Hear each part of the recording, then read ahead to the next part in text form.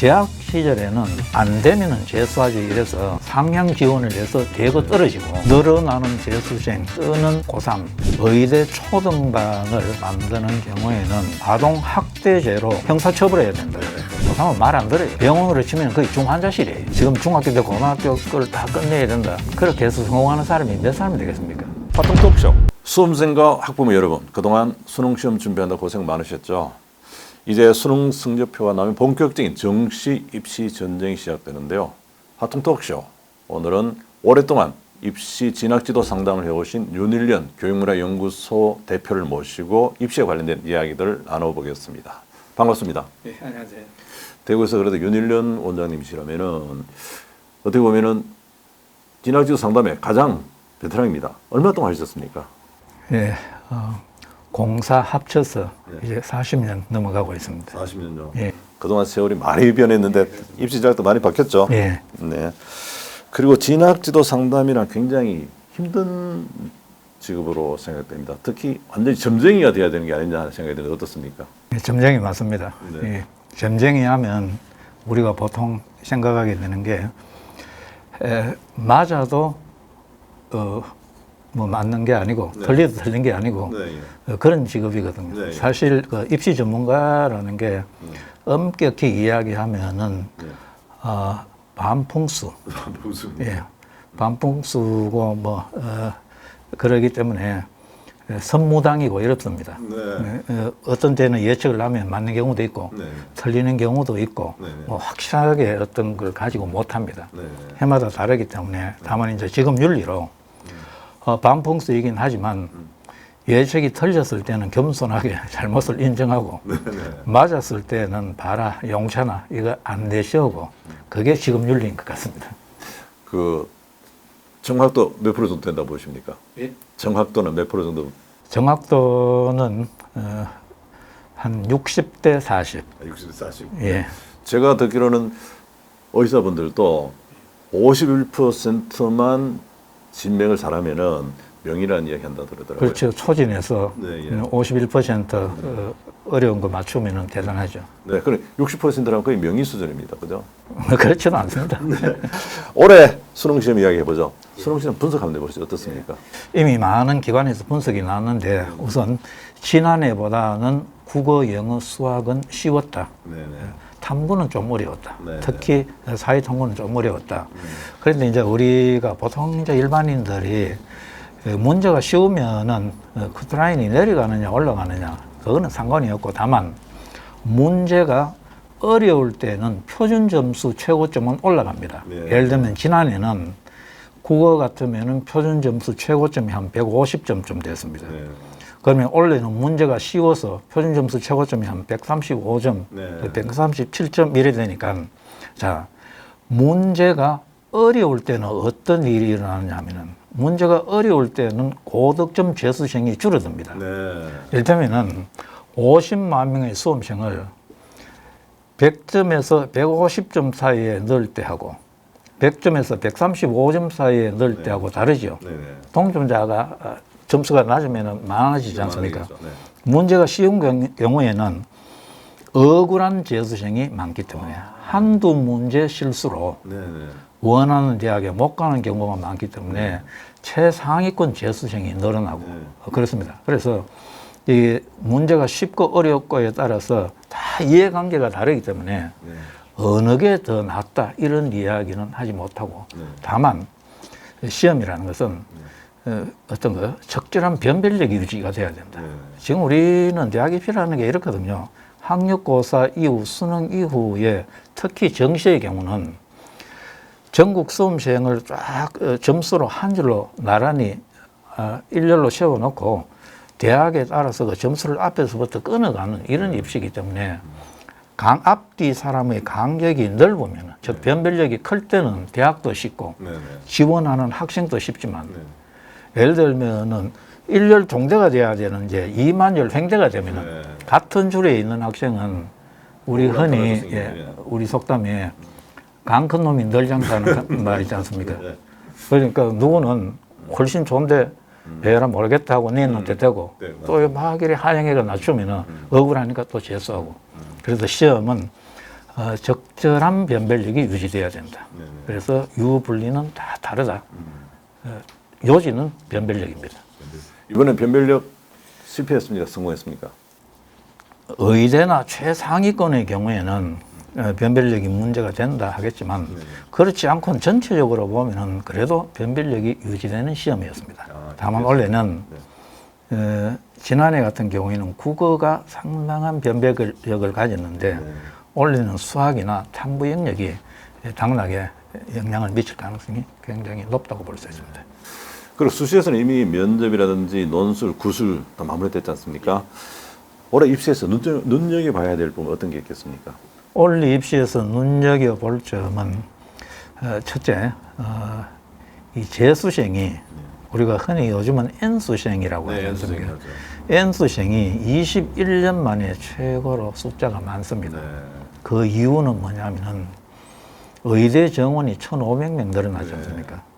그러니까 의대만 노리는 이 재수생이 한 9만여 명 정도, 뭐 이 정도 보니까 이 친구들은 자기가 원하는 의학 계열이 아니면은 지원을 안 할 거거든요.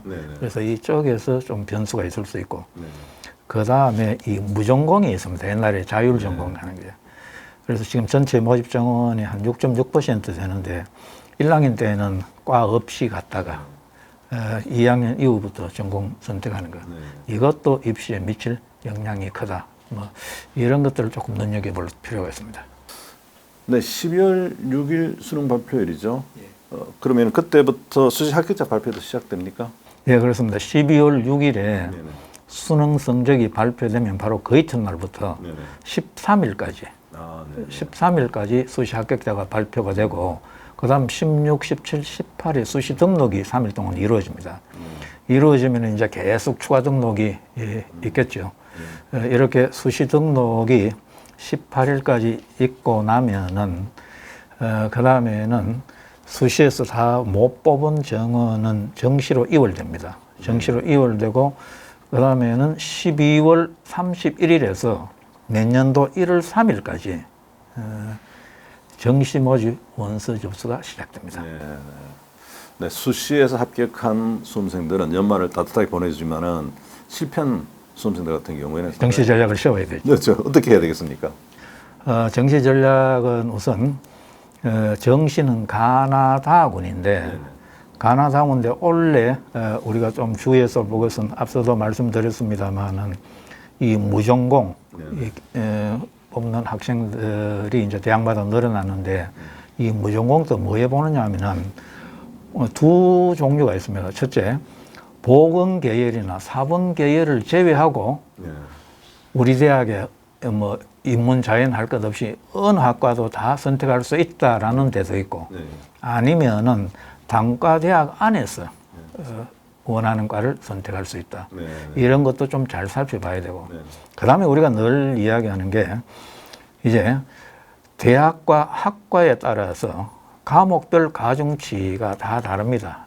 어떤 대학은 인문계라도 수학에 가중치를 주는 경우가 있고, 또 지금은 사탐과 탐을 다 교차 응시할 수 있기 때문에 예를 들면은 의대 중에서도 사회탐구를 응시해도 의대 지원할 때가 있고, 이런 여러 가지 변수가 있기 때문에 탐구 영역의 어떤 그 가중치나 표점 변화가 어떻게 되느냐, 이런 것들을 보고 우선은 가나다군 3군데 지원할 수 있으니 지금부터 12월 31일까지는 시간이 많습니다. 포트폴리오를 만들어야 됩니다.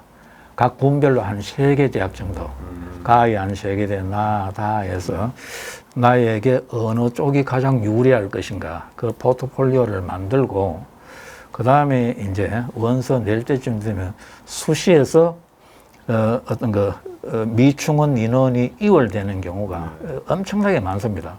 원래는 사실 어떤 측면에서 보면은 지방의대 중에서도, 의학 계열 중에서도 수시에서 많은 숫자가 이월될 수 있습니다. 이런 변수를 염두에 두고 지금부터 준비를 하는 게 좋겠다. 그리고 어려운 질문 하나 드리겠습니다. 이번 수능 시험에서 원하는 점수를 얻지 못한 수험생들 아마 계실 겁니다. 이런 수험생들은 자기가 원하는 학과보다 낮춰서 지원해야 됩니까? 아니면은 재수를 시도해야 됩니까? 예, 그것은 이제 선택 유무인데, 우리가 흔히 재수생이 합격률이 높다고 하지 않습니까? 네. 재수에서 성적이 올라서 늘겠습니까? 아닙니다. 재학 시절에는 네. 뭐 안 되면은 재수하지 이래서 네. 상향 지원을 해서 대거 떨어지고, 재수생은 이제 안 되면 안 된다 이래서 합격할 때를 지원하기 때문에 높아지거든요. 네. 그래서 먼저 그 질문에 이런 답을 하고 싶은데, 10명이 재수하면은 한 서너 명은 성적이 재학 시절보다 올라가고, 서너 명은 제자리고, 서너 명은 내려간다. 그러니까 재수한다고 다 성공하는 것은 아니다. 그것도 그 대단한 의지로 하는 학생만 된다. 그래서 성적이 생각만큼 안 나왔으면은 우선은 점수에 맞는 대학에 입학하는 것도 하나의 방법이 된다. 사실 그 우리 사회가 오랫동안 이 학벌 사회가 유지되고, 지금도 뭐 우리가 한 번 해변 뭐 영원한 해변, 한 번 명문대 입학 뭐 죽을 때까지 기득권 보장 유지. 그런데 이제 이것이 조금씩 달라지고 있기 때문에 이 기간을 어떤 재수를 한다거나 이것보다도 합격 가능한 데 다녀서 그 다음에 좀 길게 보고 하는 것도 바람직하다. 그러나 나는 꼭 그런 뜻이 있고 잘해낼 자신이 있다. 이쪽은 또 한번 선택을 할 수도 있습니다. 그러나 무조건 재수를 선택해서 되지도 않을 때 상향 지원한다는 것은 바람직하지 않다고 이야기할 수 있습니다. 재수는 필수라는 이야기 있었는데, 그거는 독한 마음을 먹고 정말 성적을 끌어올리겠다는 결심 써야 되겠다, 그죠? 그렇죠. 그 재수는 필수다라는 것은 사교육 업체에서 부추기는 경우가 많습니다. 제가 옛날에 일전에 이제 그 모일간지에서 일면 톱에 늘어나는 재수생 뜨는 고3. 그래서 제가 바로 그 편집국에 전화를 했어요. 모든 입시 기사는 고3 재학생 기준이어야 한다. 이게 지금 뭐냐, 늘어나는 재수생 뜨는 고3은 재수학원에서 학생 모집이 안 되니까 재수를 조장하는데 그 보도 자료를 가지고 기사를 쓴 것 아니냐. 그래서 재수한다고 무조건 되는 것은 아니고, 그 학생의 성향이나 평소의 생활 습관이나 이런 것들을 종합해서 결정을 해야 됩니다. 앞으로 언론에서 재수는 필수란 말을 빼야 되겠습니다. 그럼요. 그거는 그 사교육에서 부추기는 그런 경우가 많죠. 적인 워딩이라는 말씀이시고요. 그리고 의대 정원을 둘러싸고 지금 사회적 갈등이 심각한데요. 의대 정원 문제가 지금 초등학생들 교육에까지 영향을 미치고 있다면서요? 예, 뭐 초등 의대반 이런 이야기도 나지 않습니까? 그래서 저는 이걸 제가 경북일보 칼럼에서도 한번 쓴 적이 있어요.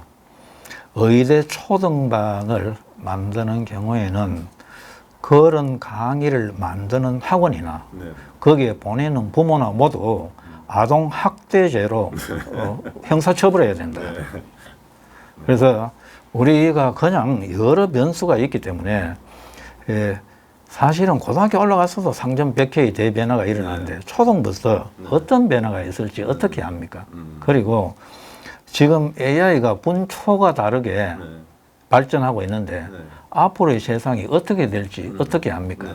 그런데 지금 기준으로 의대만이 살 길이다 이렇게 해서 그걸 부추기고 또 거기에 같이 가담하는 부모님들은 어떤 세상 돌아가는 흐름이나 이런 쪽을 지켜보면서 정말로 깊이 생각해야 된다. 그리고 어릴 때부터 의대반 이렇게 해서 지나치게 어떤 그 경쟁만 조장하면 아이가 배우는 즐거움이 없어집니다. 그래서 실패할 확률이 훨씬 더 큽니다. 예를 들면은 100명 중에서 한두 명 성공하는 사례를 일반화시킨다는 것은 굉장히 그 나쁜 전례죠. 그래서 이런 거는 언론도 정신 차려야 되고 그리고 모두가 이 점을 한번 깊게 생각해 봐야 됩니다. 그리고 대구 경북이 의대 열풍이 가장 강한 지역이다, 그런 이야기인데 왜 그렇습니까? 예, 제가 이 부분은 옛날에 연구원 같은 데서 의뢰도 받고 많은 조사도 해봤는데 대구 경북은 특히 1997년 IMF 구제금융 그리고 2008년 리먼 브라더스 파산으로 인한 글로벌 금융 위기 이 과정을 거치면서 대구 기업들이 혹독한 어떤 고통을 겪었습니다.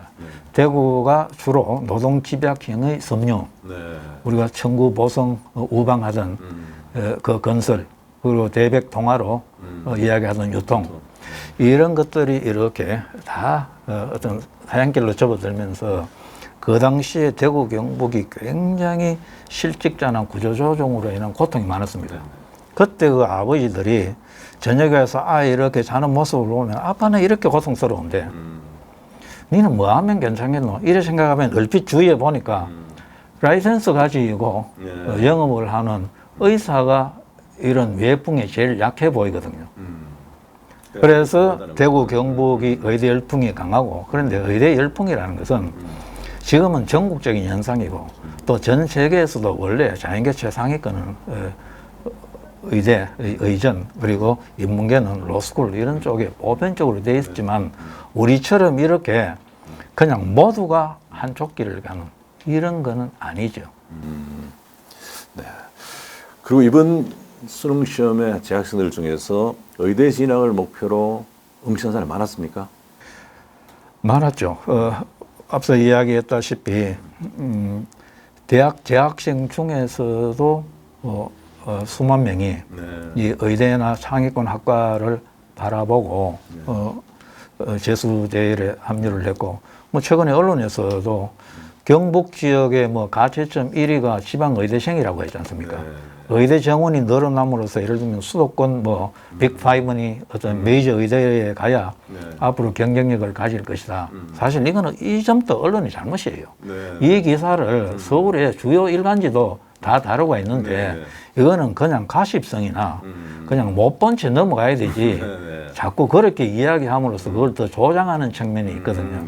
그래서 어쨌든 이 최상위권들이 이 의대를 겨냥한 재수생이 굉장히 많습니다.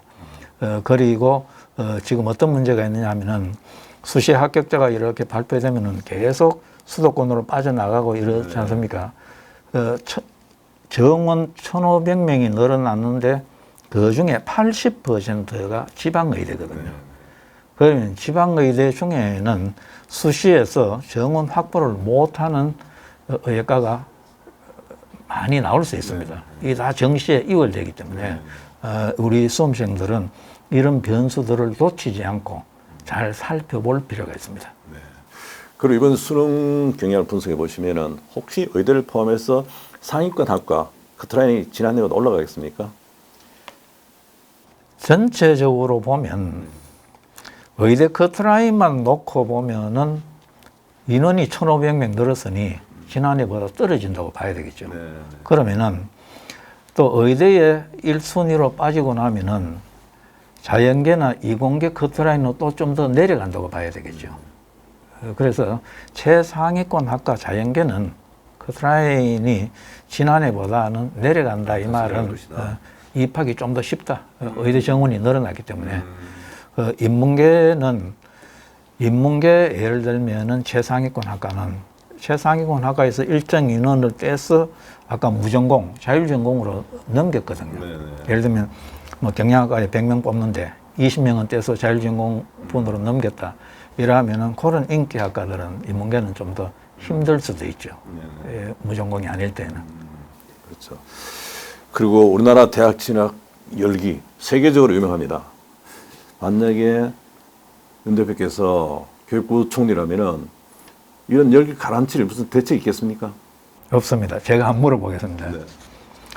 내년이 예를 들면 수도권 최상위권 대학이나 의과대학이 구구단으로 신입생을 뽑겠다고 하면은 사교육 없어지겠습니까? 그것도 있겠죠. 국어나 잘하는 법도 나오겠죠. 그렇죠. 구구단으로 신입생을 뽑는다고 해도 언론에서는 이제는 사교육이 줄어들 것이다라고 이야기할 수 있는 천만 말씀입니다. 오늘 그런 발표가 있으면 내일 당장 주요 학원들이 플랜카드를 뭐로 붙이느냐 하면은 구구단 광속으로 암기하는 비법 최초 공개. 그럼 이 요지가 뭐냐면은 경쟁이 있는 곳에서는 경쟁에 이기고자 하는 수단에 대한 수요는 언제나 있다. 그리고 우리나라에서 명문대 진학이나 대입이라는 것은 사실은 예비 취업 시험과 같습니다. 왜냐하면은 우리가 대학 4학년 때 취업 과정을 100m 달리기에 비하면은 우리나라 같은 아직 학벌 사회가 완전히 청산되지 않는 곳에서는 또 뭐 100% 되는 데는 세계 어디에도 없습니다. 100m 달리기를 하는데 최상위권 대학은 100m에서 10m 앞에서 달리고 중위권 대학은 출발선에서 달리고 또 좀 아래 대학은 10m 뒤에서 달린다고 하면은 100분의 1초까지 기록을 다투는 100m에서 1, 2m 앞에서 뒤에서 달린다는 게 얼마나 영향을 미치겠습니까? 그래서 대한민국 사회에서 대학 진학이라는 것은 우리가 스포츠에서 상위권은 시드 배정이 있지 않습니까? 이런 것처럼 어디에서 달리느냐 유리한 출발 지점을 확보하는 예비 취업 시험이기 때문에 이게 해소책이 없고 해결이 되려고 하면은 대학을 안 나와도 자기 적성과 취향에 맞는 직장을 구해서 그냥 최소한의 품위를 유지하고 아이를 낳고 집 걱정 안 하고 살 수 있다고 하면 대학 수요가 엄청 줄어들 것 아닙니까? 그러니까 양질의 어떤 직업, 양질의 일자리 이런 것들이 확보되지 않고 어떤 늘 이렇게 위기와 불안이 상존하는 이런 곳에서는 이게 줄어들 수가 없습니다. 그러면 자연 상태로 둘 것이 아니라 우리는 어떤 여러 가지 면에서 정책적인 면에서도 좋은 일자리를 만들도록 노력해야 되고 그리고 또 대학에서도 요즘은 많이 뭐 블라인드 어떤 거 면접이나 이런 쪽에서 그 강조를 하듯이 지금까지 어떤 거 출신 대학이나 이런 것보다는 정말 실력으로 필요한 인재를 뽑는 이런 게 좀 더 확산되고 보편화된다면은 이 경쟁이 좀 더 줄어들 수 있겠죠. 네, 그렇습니다. 그리고 이번에는 예비 수험생들을 위한 질문을 몇 가지 던지겠습니다. 지금 고2 내년에 수능시험 볼 수험생들에게는 이번 겨울방학이 굉장히 중요할 것 같은데요. 어떻게 보내야 될까요? 예, 이제 이게 또 사설학원에서는 여름을 이기는 자가 최후에 승리한다. 겨울을 이기는 자가 입시에 성공한다. 이런 이야기를 하는데 뭐 그 말도 틀린 것은 아니지만 그러나 늘 중요한 것은 뭐냐면은 기본에 충실하고 실력을 갖추면은 어떤 문제, 어떤 제도하에서도 손해보는 게 없다. 진도 빨리 나가는 선행학습이 중요한 게 아니고 교과서적인 기본 개념을 되짚고 곱씹어서 개념을 가지고 놀 정도가 됐을 때는 어떤 출제 경향에도 대비할 수 있다. 그리고 모든 과목을 뭐 사교육에 의존해서는 안 된다. 뭐 기숙학원이나 지금 난리 아닙니까? 그것도 10명 중에 9명이 거기 가도 내 아이가 그거 안 맞으면 안 맞는 겁니다. 그러니까 걸음지고 장에 가듯이 쭉 따라가는 거 이런 것도 바람직하지 않고 이 겨울 방학 동안에는 주요 과목 중에서도 내가 취약한 과목이 뭔가 그것에 집중하면서 전체적으로 기본 개념을 잘 익히고 가는 게 좋고 또 저는 늘 이쪽을 강조하는데 가장 느린 방법이 가장 빠른 길이다. 그래서 어떤 지름길이나 이런 거는 없다는 거. 투자할 시간은 다 투자해야 내 것이 되지. 그냥 뭐 요점, 비법 이런 것은 없다는 걸 생각하고 있습니다. 없다는 게 핵심인 것 같습니다. 그리고 좀 빠른 감이 있습니다만 중학생 자녀를 둔 학부모들도 고민이 큽니다. 벌써 그분들께 한번 조언 주시죠. 우리가 등산을 한번 비교를 해볼까요? 우리가 팔공산 동봉에 올라가는 게 목표다. 두 유형이 있습니다. A는 산 밑에서부터 비장한 각오로 저 산 정상만 보고 막 완전히 옆에 부모하고 같이 가는데 네 그렇게 걸음 걸어서 되겠느냐? 아이에게 부담 막 주고 시작하면은 그래가 언제 가겠노? 이제 이런 식으로 막 다그치면서 이거 도대체 이게 산행인지 고행인지 예. 이렇게 가는 유형도 있고 또 한 유형은 그래 가보자 가다가 이 산에 피는 꽃도 보고 새 소리도 듣고 잠시 바위에 앉아가 쉬면서 이렇게 나무 사이로 구름도 보고 극하다 보면은 언제 산 정상에 올라와 있는지 모르거든요. 제가 이 공사교육에서 한 40년 하면서 쭉 학생들을 보고 느낀 게 중2 전후에 형성된 생활 습관과 학습 태도, 세상을 바라보는 게 평생을 좌우할 가능성이 많다. 고3은 이미 늦습니다. 고3은 말 안 들어요. 병원으로 치면 거의 중환자실이에요. 중학교가 제일 중요한데 그래서 이 과정을 즐기는 것.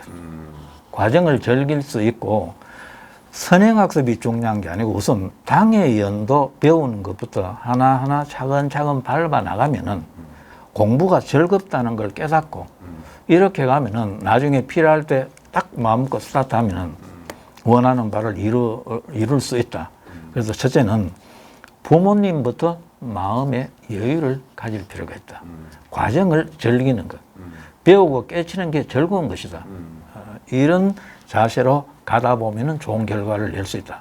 지금부터 뭐 초등학교 의대반 하듯이 지금 중학교 때 고등학교 걸 다 끝내야 된다. 이거는 효과도 없고 그렇게 해서 성공하는 사람이 몇 사람이 되겠습니까? 그래서 이 역시 기본에 충실하고 그냥 과정을 즐기는 이 습관이 중요하다. 이렇게 말씀드리고 싶습니다. 기본에 충실하라는 게 결국 오늘 키포인트 같습니다. 네. 근데 오늘 바쁘신데 오늘 시간 내주셔서 감사합니다. 감사합니다. 예, 감사합니다.